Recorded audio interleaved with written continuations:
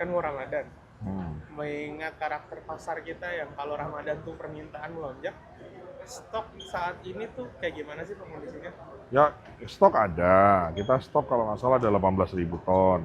Tapi kan kurang. Nah, makanya ini diputuskan hari ini supaya segera kita bisa lakukan importasi. Yang kerbau 100.000 atau sampai 180.000 ton? Ya dua-duanya kita kerjain lah sesuai kebutuhan pasar kan.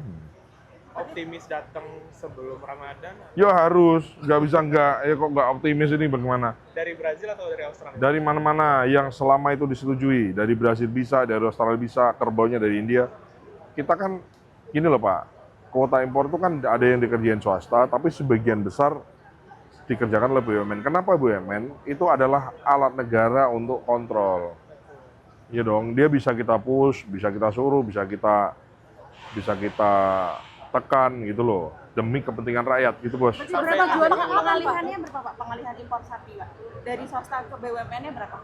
Ya kita putuskan kita Akhir bulan ini stoknya berapa Pak? Target dari pemerintah? ya kita lagi hitung dari kebutuhan stoknya. Hari ini kan sudah eselon 1 sudah kumpul semua, sudah diputuskan nih berapa yang mau gitu. Nah, tapi kan kita sesuaikan lagi.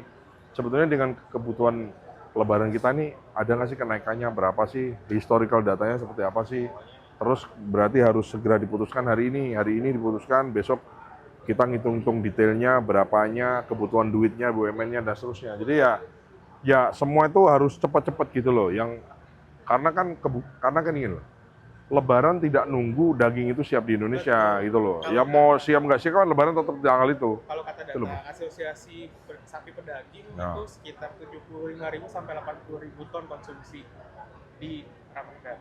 Nyampe segitu nggak Pak? Ya harus, ya harus. Siapa bilang? Apa gimana? Pak Sunaryo, Asosiasi. Ya dia bilang konsumsi di menjelang Ramadan 70.000. Kita mau siapin 120.000. Iya. Kita mau siapin 120.000. Iya, sampai dengan Lebaran. Nanti kita atur. Nah, bos. Tenang. Pokoknya wamennya kan sahabat saya.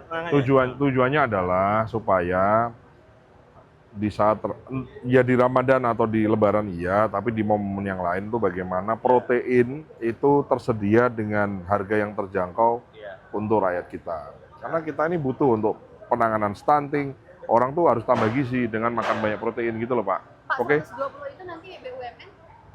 BUMN. Berapa jumlahnya Pak? Nanti semua nanti jumlah nanti. Sekarang kita lagi ngomongin administrasi semua dulu hari ini ya. Beku ya Pak, daging sapi beku ya Pak?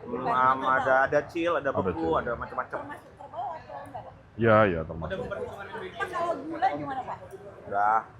Pak, kalau soal yang target swasembada kan katanya mau akan stop kayak impor gula industri, garam industri, nah itu Gula konsumsi dan garam konsumsi. untuk kedepannya kan pasti akan ada. Oh ya, tentu dengan kita sesuaikan dengan, kalau tahun ini kan targetnya kita tidak impor gula konsumsi dan garam konsumsi. Nanti seiring berjalannya waktu, hilirisasi di bidang pertanian dan perikanan ini kan tentu akan terus digenjot. Misalnya pabrik garamnya harus tambah besar, kapasitasnya harus tambah gede, sehingga kita betul-betul lambat laun yang dinamakan swasembada itu kan swasembada itu kan artinya mandiri pangan untuk kebutuhan domestik kita, mau industri maupun yang konsumsi. Toh industri kan juga ujungnya ada sebagian dikonsumsi juga kan.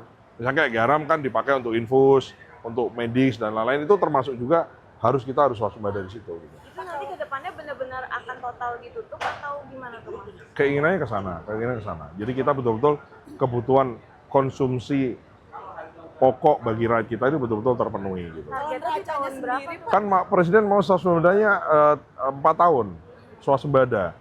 Tapi kan beras, jagung, kemudian gula dan garamnya kan maunya tahun ini.